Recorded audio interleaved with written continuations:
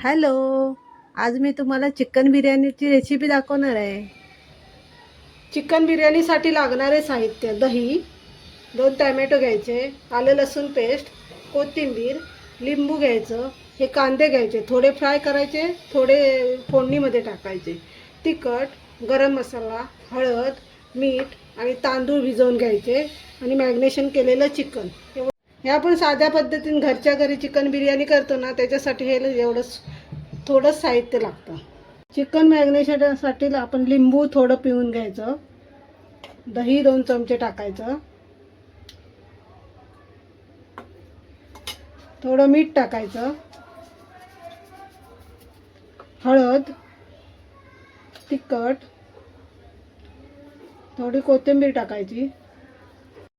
हे बघा, बिर्याणीसाठी असं पाणी उकळून घ्यायचं, त्याच्यामध्ये लवंग, तेजपत्ता, मोठी वेलची, मीठ आणि ते पाणी आणि थोडंसं तेल आणि लिंबू टाकलं तरी चालेल.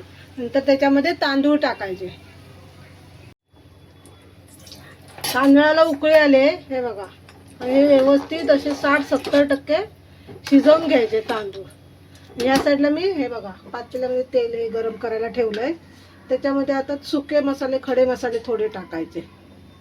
हे बघा, सुके मसाले टाकले ना, त्याच्यात आता कापून कांदा टाकायचा आहे.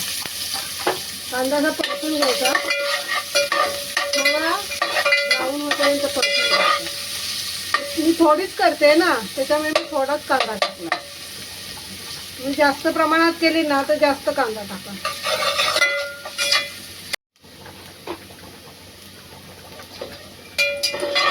कांदा बघा लालसर झालाय, बघा ना, कांद्याचा कलर बदलला ना. थोडे हे बघा, 1 चमचा मी आलं लसणाची पेस्ट टाकली त्याच्यात.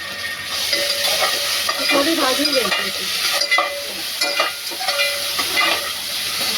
आलं लसूण. त्याच्यानंतर हा टोमॅटो आपण कापला चिरलाय ना, तो टाकून घ्यायचा. आपण टोमॅटोची प्युरी पण करू शकतो, नाहीतर कापून पण टाकू शकतो. आपल्याला जसं वाटेल ना तसं करू शकतो. टोमॅटो पण चांगला भाजून घ्यायला पाहिजे. हा बघा, टोमॅटो तर बघा कसा मस्त भाजलाय ना. आपण प्युरी पण करून टाकू शकतो. तर त्याच्यामध्ये आपण मसाले टाकूया. थोडासा गरम मसाला अर्धा चमचा टाकते, पहिला टाकलाय ना मी मॅग्नेशनमध्ये. तिखट 1 चमचा, हळद, बिर्याणी मसाला टाकायचा थोडा. तुमच्या अंदाजाने तुम्हाला तिखट पाहिजे तर जास्त टाका. हे बघा, हे सगळं मिक्स करून घ्यायचं, एकजीव झालं पाहिजे. हा बघा, मसाला आता सगळा चांगला भाजलाय ना. आता त्याच्यामध्ये चिकन टाकायचं. हे बघा,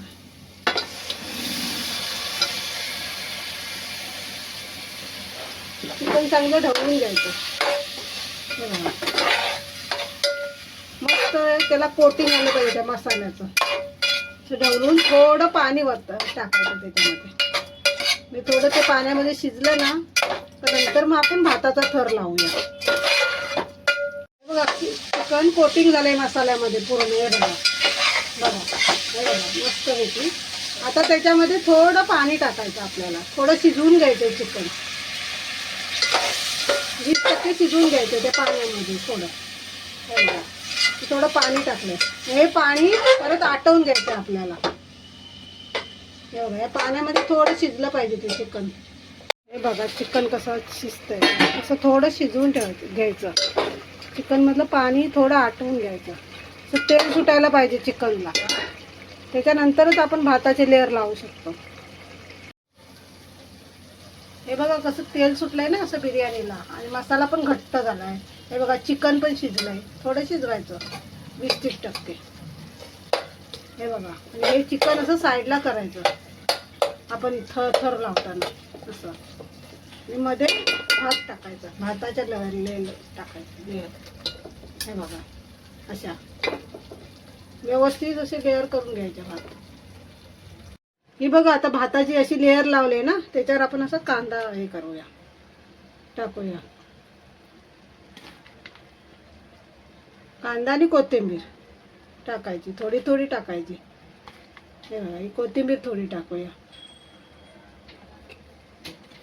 थोडी तुम्हाला पाहिजे तशी. आणि तूप टाकायचं थोडं.